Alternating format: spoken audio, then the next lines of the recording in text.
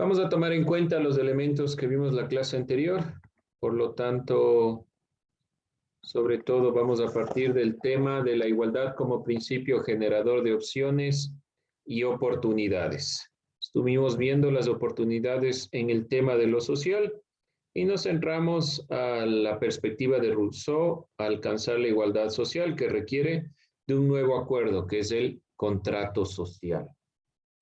Ahí nos quedamos nosotros la clase anterior. Vamos a entonces a preguntarnos nuevamente qué es esto, lo que Rousseau llama contrato social, y vamos a ir puntualizando algunas ideas para tomar en cuenta.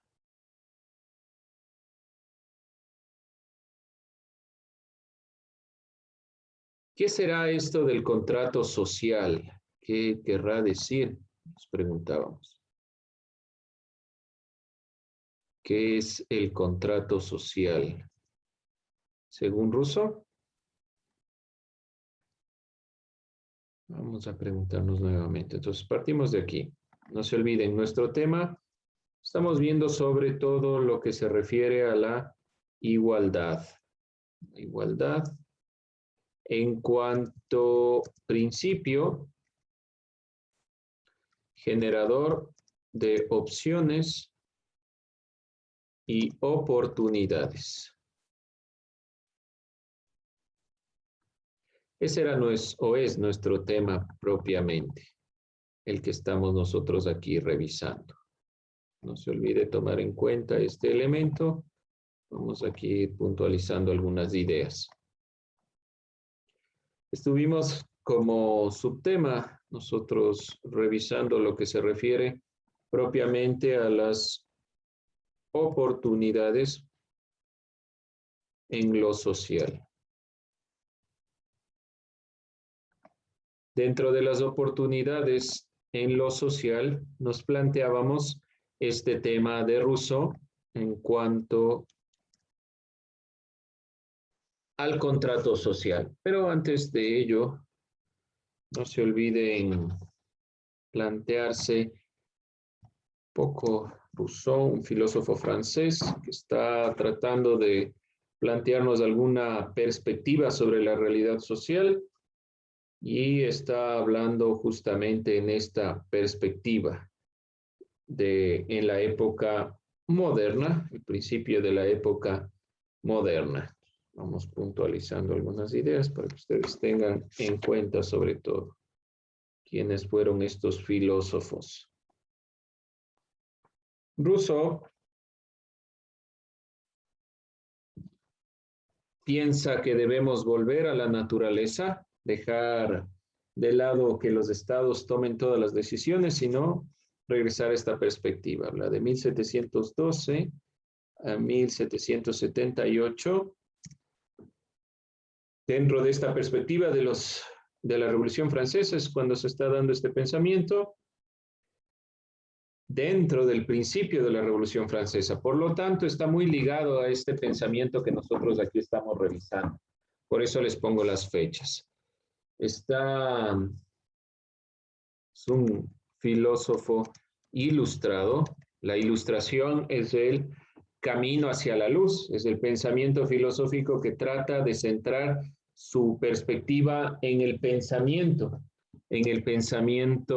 sobre todo racional, regresar nuevamente a los griegos y mirar estos elementos importantes. Dentro de esta consideración, realmente está hablando Rousseau dentro de este contexto de la Revolución Francesa. Por eso es importante retomar. Nos planteábamos entonces que Rousseau tiene un texto que asimismo se llama El contrato social.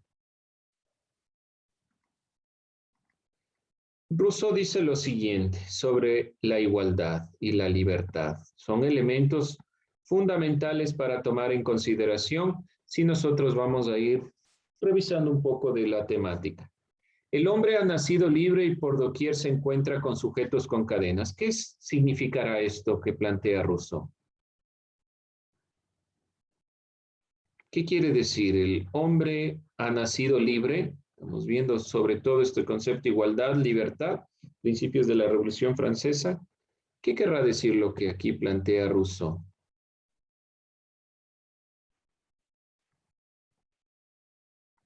¿Alguna idea? El hombre ha nacido libre y por doquier se encuentra sujetos con cadenas. Que puede ser que nosotros somos libres de elegir, pero después de elegir estamos obligados a obedecer las órdenes o los mandatos que se hayan decretado. No del todo. Miren lo que dice. Nacido libre y por doquier se encuentra sujeto ya con cadenas, pero ¿quién pone esas cadenas? Aquí es justamente, podemos decir que en parte tal vez, pero aquí viene el contrato social. ¿Por qué planteo esta perspectiva? Porque aquí viene a darse esta perspectiva o idea del contrato social. Partamos entonces tratando de definir esto de contrato social y nos vamos planteando esta interrogante. Contrato social. Vamos a irlo definiendo. Puede ser que es el compromiso adquirido por un ciudadano con el Estado. Compromiso adquirido por un ciudadano con el Estado. ¿Ya? Entonces vamos a planteárnoslo acá abajo. Compromiso adquirido. Compromiso adquirido por un ciudadano con el Estado. Podemos llamarlo así al contrato social. Dice entonces, y por doquier se encuentra sujeto con cadenas. ¿Quién pone esas cadenas, según Rousseau? ¿Quién va poniendo estas cadenas, lo que dice aquí? Las cadenas no pueden ser una consideración que nosotros nos planteamos. No puede partir de la libertad. ¿Qué quiero decir con esto? No es que yo soy libre y asumo esas cadenas. Ya la libertad no permite entonces este asumir cadenas.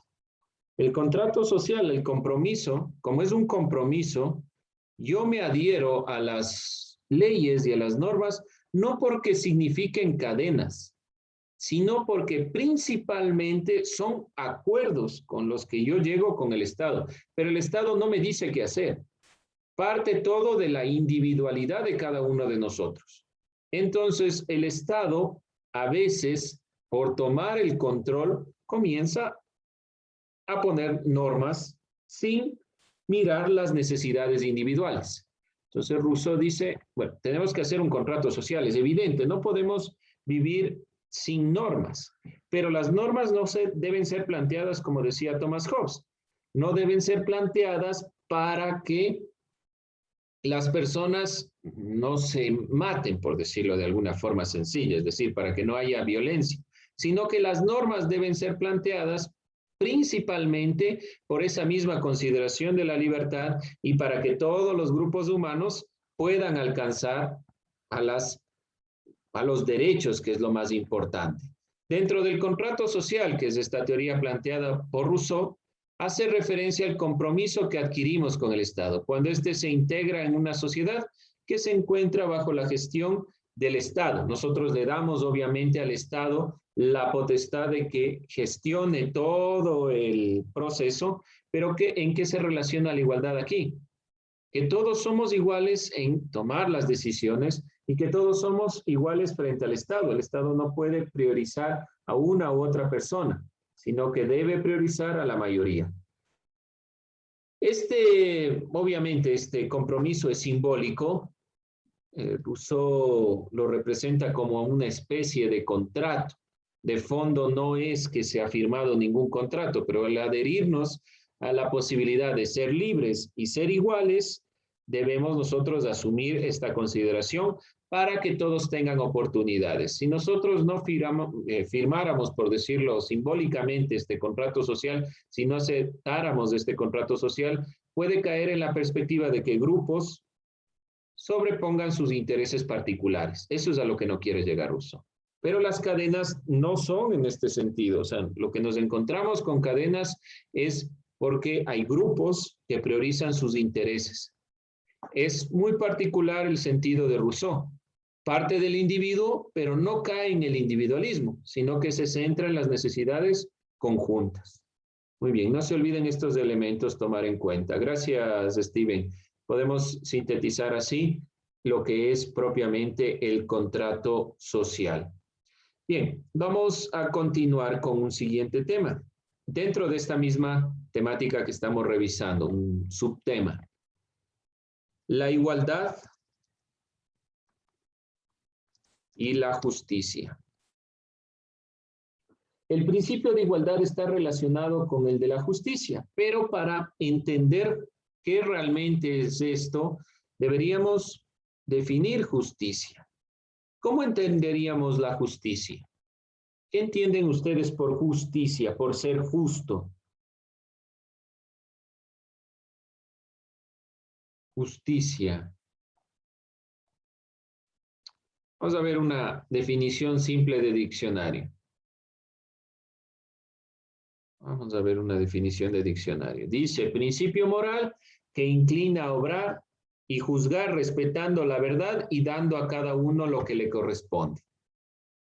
¿Qué quiere decir esto de a cada uno lo que le corresponde? ¿Qué será? A cada uno lo que le corresponde. ¿Sí? De nuevo, por favor, perdón. Que si alguna persona comete un error o una falta, la persona tiene que asumir las consecuencias, no otra persona. Ya, Y que muy bien. cada... Pero antes de que continúe, perdón que le interrumpa, tratemos de verle siempre en positivo esta consideración de la justicia. Obviamente es más fácil ver en cuanto a alguien que infringe la norma, entonces debe ir a la cárcel, qué sé yo. Pero es más complicado. Si nosotros nos planteamos en positivo, ¿qué significará dar a cada uno lo que le corresponde? De ese lado está muy bien, no está mal, pero tratemos de pensarlo en positivo. ¿Qué será dar a cada uno lo que le corresponde? Cada uno tiene que tener las cosas por igual, no darle a otras personas más. Ya dijo usted, entonces, claramente esto es igualdad, solo con una definición sencilla de diccionario. ¿Qué quiere decir? Cada uno, y esto de igualdad con un sentido bastante importante a tomar en cuenta. Aquí puede haber algún problema, algún error si no lo entendemos correctamente. Igualdad en el sentido de equidad. Esto mucho ojo con este concepto. ¿Por qué digo esto? Porque si a veces nos planteamos la perspectiva de que dar a cada uno lo que le corresponda es igualdad, significaría que yo les doy a todos los derechos por igual sin ver sus necesidades particulares. Todos tenemos el acceso a los derechos de forma igualitaria, pero por ejemplo, una persona que tenga alguna necesidad específica debe tener prioridad. Entonces, por eso deben ustedes tener en cuenta el sentido de igualdad con el de equidad en este punto, para que no haya confusiones. Este principio moral ha sido ampliamente trabajado por la ética y uno de estos pensadores es John Rawls. Rawls plantea que el principio de igualdad, al estar relacionado con el de la justicia, fija las reglas en la distribución de bienes y beneficios. Miren cómo va más allá este pensador. Ya vamos a verle algo de este pensador. Su nombre es John Rawls. Es un filósofo principalmente centrado en el ámbito de la política y la ética. Entonces, este pensador plantea otra perspectiva para la justicia. Este pensador, Rawls, John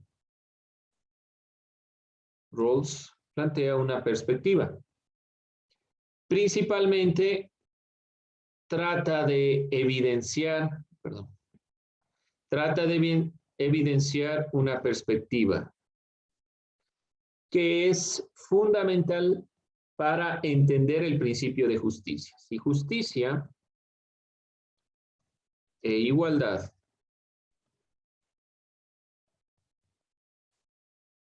están relacionados, entonces vamos a plantearnos que estas perspectivas fijan reglas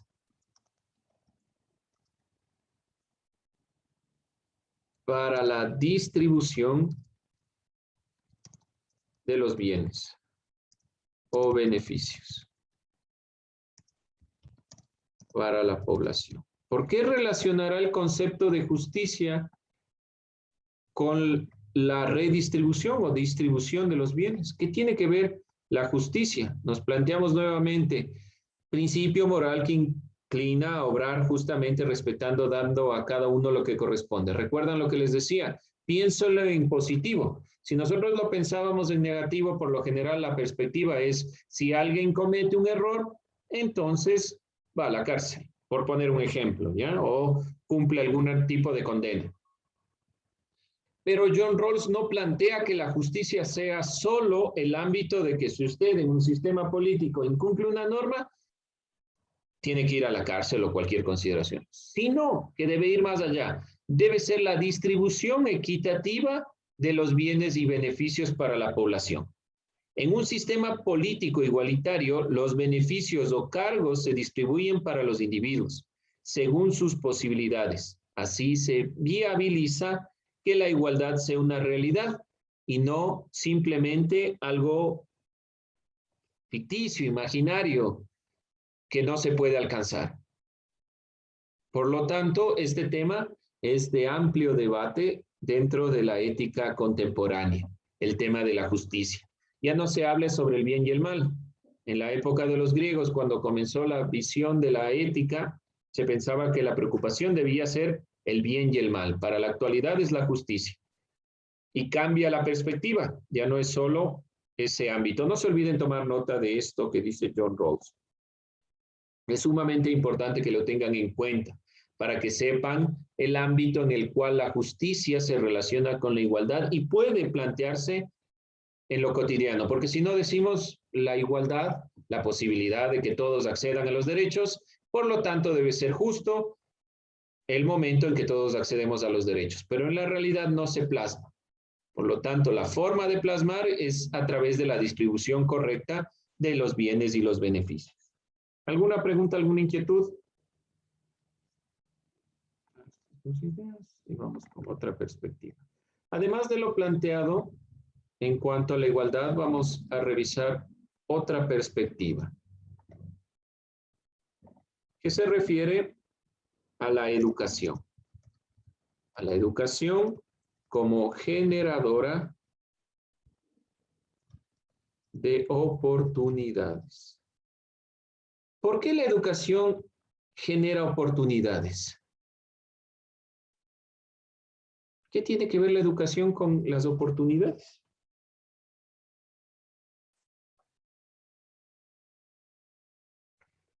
Partamos de qué es la educación. ¿Qué entendemos por educación? ¿Qué quiere decir esto?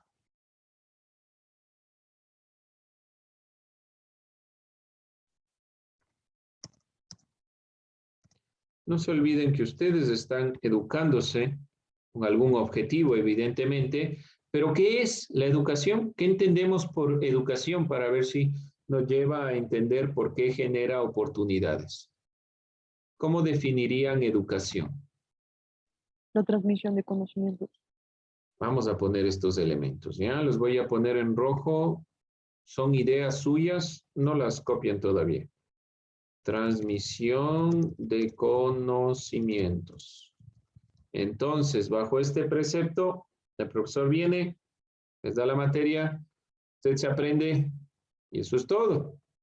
Solo es una inquietud. Bien, ¿qué más es? Transmisión de conocimientos. ¿Qué es la educación?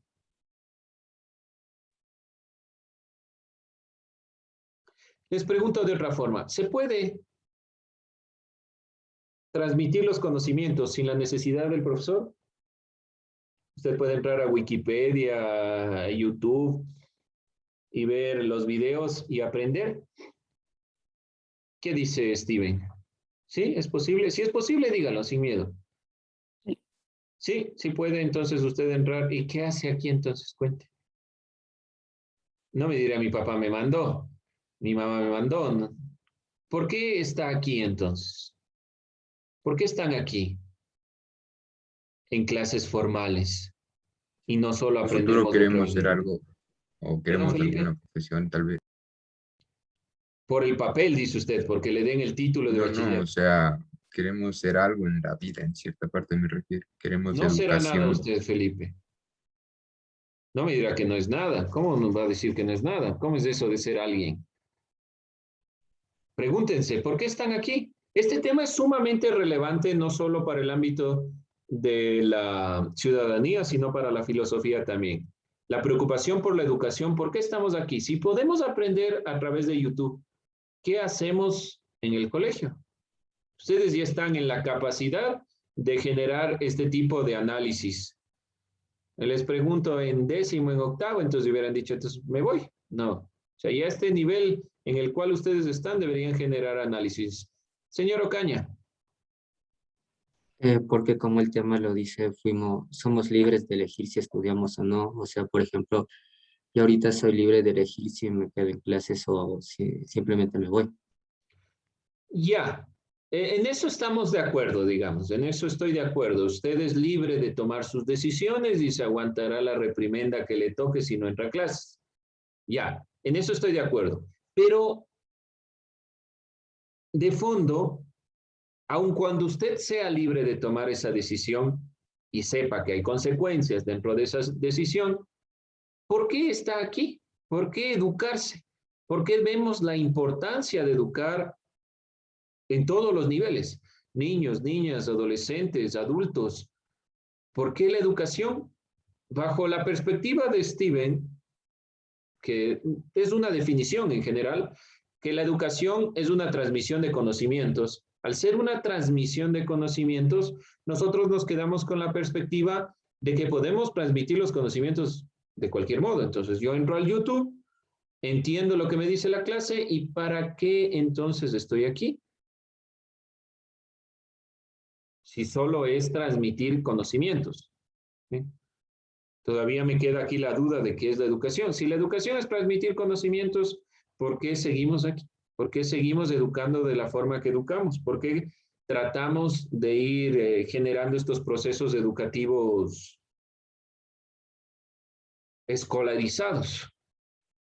No estamos en lo correcto. Dígame, señor Ocaña, y vamos cerrando un poco. No sería porque los profesores dan, o sea, claro, dan conocimiento, pero también guían porque puede ser que por YouTube veamos, pero, o sea, no le podemos preguntar físicamente ni hacer todas las preguntas. Bueno, es una guía, me dice usted. Transmisión de conocimientos y guía. Mateo. Porque también aparte de educarnos, nos enseñan normas, o sea, que nos van a servir un futuro para relacionarnos, para interactuar con la sociedad. En parte sí y en parte no. Las normas ya les enseñan sus papás en su casa. De Sí, pero fondo, yo a lo que me refiero es a que nos ponen, o sea, es como que nos ponen en el colegio ciertas normas que nosotros debemos de seguir para que el aprendizaje sea lo más eficaz. ¿a qué se refiere? Ahí hay que centrarse, porque si usted me dice normas, o sea, se va a acostumbrar a ponerse uniforme, digamos, y eso es todo lo que pasa. No sé si me explico, ¿sí? Hay que centrarse a qué quiere decir. Tal vez por ahí está la idea de la norma en aprender desde pequeños a generar el conocimiento por medio del diálogo, por medio de la memorización, que la memoria es una parte importante, que después ya nos lleva a utilizar esa parte de nuestra memoria en la aplicación. Señor Ocaña. No sería que nos enseñan para enfrentarnos al mundo laboral. Yo quisiera que así fuera. La verdad, yo quisiera que así fuera. Pero si usted me dice ciudadanía, ¿le va a utilizar en la universidad? Lo dudo. Pero debe haber un trasfondo de por qué utilizar esto, por qué ver estas clases. Pero estamos bien en el análisis. Por ahí, ¿algo más? Valeria iba a decir algo. Que tal vez los profesores están para supervisar nuestro aprendizaje. Entonces, estamos como guías ahí, digámoslo. ¿Usted cometió el error? 0. Bien, 10. Hay que replantearnos esto. ¿Por qué les digo? Porque aquí nos dice que la educación es generadora de oportunidades. ¿Pero de qué tipo de oportunidades? Si nos planteamos que la educación es principalmente la posibilidad de que, como lo que nos decía el compañero, de aprender para la vida, entonces nos está generando la oportunidad de tener un conocimiento que podrá ser aplicado después. ¿Sí? Puede ser. Sí, en parte sí. Pero si el profesor se vuelve solo un controlador de lo que usted está haciendo, prácticamente después cuando salgamos de aquí vamos a estar a la expectativa de que alguien nos esté controlando. Y cuando no nos controlan, por lo tanto no sabemos qué hacer. No sé si me explico ahí. Ese es uno de las falencias de la educación, que no nos enseñan a ser individuales y a tomar nuestras decisiones, sino a esperar que nos digan qué hacer. Pero eso es discutible, de fondo eso es discutible. De todos modos, nos quedamos con esta perspectiva. Les agradezco mucho, gracias por estar en la clase.